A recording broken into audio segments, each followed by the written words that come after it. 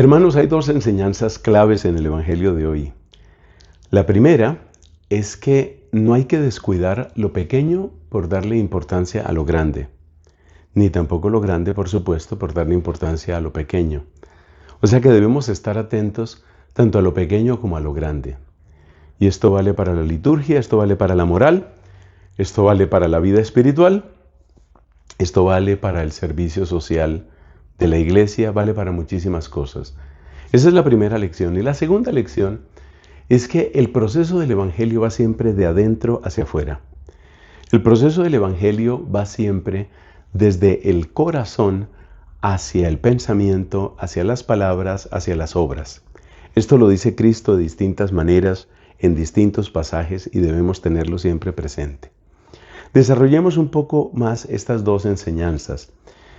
Lo de lo pequeño y lo grande tiene que ver con la manera como Cristo se presenta ante los fariseos, o mejor dicho, frente a la enseñanza de los fariseos.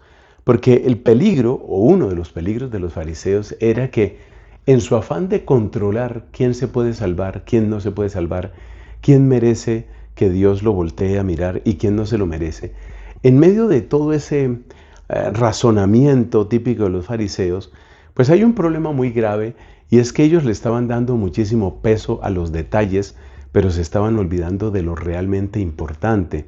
Concretamente, ¿de qué se olvidaban?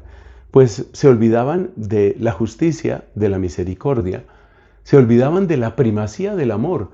De hecho, los mandamientos de la ley de Dios empiezan por ahí. Amarás al Señor tu Dios con todo el corazón, con toda el alma, con todas las fuerzas. Esas palabras del Evangelio, pues hay que tomarlas en serio. Esas palabras del Evangelio tienen que cumplirse. Y ya estaban en la ley de Moisés, y los fariseos no las estaban viviendo, porque ellos estaban muy atentos a los detalles que además eran detalles de interpretación puramente humana. El ejemplo típico es ponerse a analizar cuántos pasos puede dar una persona en el día sábado antes de que empiece a pecar.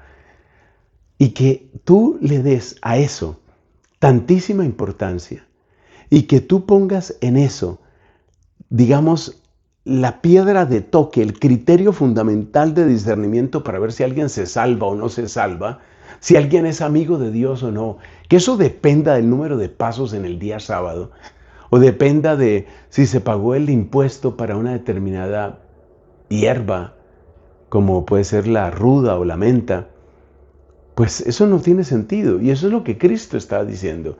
Se le da demasiada importancia a lo pequeño y se le quita importancia a lo grande.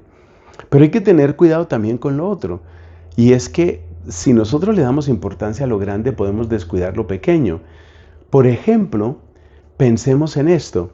Pensemos en una persona que dice, mira, yo soy papá, yo soy padre de familia, y yo me ocupo de lo grande, yo me ocupo de lo importante. Y lo realmente importante aquí es que yo proveo para mi familia. Yo les estoy dando no sé cuántos, pongámoslo aquí en dólares para que nos entendamos, yo les estoy dando tantos miles de dólares para arriendo, para mercado, para transporte, o sea, yo me ocupo de lo grande. ¿Y qué sería lo pequeño en este contexto? Pues qué tal que tu hija de 7 años quiere jugar contigo. ¿Qué tal que tu chico, que tu hijo, que tiene 11, que tiene 12 años, qué tal que tu hijo quiere contarte que ganaron el campeonato de fútbol? Y tú no tienes tiempo para eso, porque estás produciendo lo grande. Entonces hay que tener cuidado porque uno se desorienta y a veces uno cree que solo importa lo grande y descuida los detalles, y el amor está muy en los detalles. Esto vale, como dije antes, para la liturgia y para muchas otras cosas. Entonces la vida cristiana tiene que cuidar tanto de lo grande como de lo pequeño. Eso por una parte. Por otra parte, está la enseñanza de Cristo de que empecemos por la transformación interior. Para mí es realmente sorprendente desde el punto de vista de la física. Es sorprendente la frase que dice Cristo. Dice Cristo, laven la copa por dentro y quedará limpia también por fuera.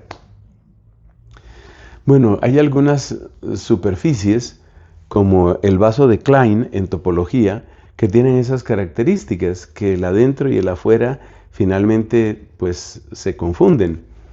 o se unen. Pero en este mundo tridimensional en el que estamos, si tú lavas una copa por dentro, no queda automáticamente limpia por fuera. No se cumple para las copas. No se cumple en el mundo tridimensional, pero sí se cumple en tu mundo y en el mío. Y es que cuando nos lavamos por dentro, cuando limpiamos nuestras intenciones, cuando limpiamos nuestro corazón con un sí resuelto hacia Dios, entonces empezamos a tener limpia también la copa por fuera. Empiezan a cambiar nuestras palabras, empiezan a cambiar nuestras actitudes, empiezan a cambiar nuestras obras. Con una copa tridimensional no funciona. Pero parece que nosotros tenemos muchas más dimensiones.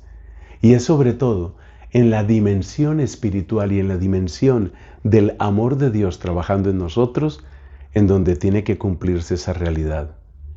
Que Dios nuestro Padre te bendiga y que hagamos realidad en nosotros el Evangelio, en lo grande y en lo pequeño, en lo interior y en lo exterior.